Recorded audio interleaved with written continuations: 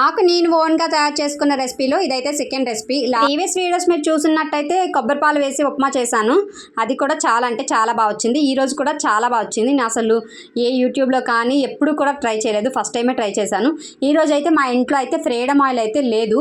యాక్చువల్గా ఒక 3 వీక్స్ నుంచి అయితే మేము పల్లీల ఆయిల్ అయితే యూజ్ చేస్తున్నాము. ఆయిల్ అనేది ప్రీహీట్ చేయడానికి సరిగా సపోర్ట్ చేయదని చెప్పేసి నేనైతే ఈరోజు గుంత పొంగనాల ప్యాన్లో అయితే ఇలా అయితే చేస్తున్నాను. ఫస్ట్ అయితే నేను ఉడకబెట్టిన బంగాళదుంపలు తీసుకొని అందులోనే ఉల్లిపాయలు, పచ్చిమిర్చి, కరివేపాకు, వెల్లుల్లి పేస్ట్, శనగపిండి, బియ్యపిండి, కారం, ఉప్పు వేసుకొని ఇలా కలుపుకొని బాల్స్లో అయితే పెట్టుకోవాలి.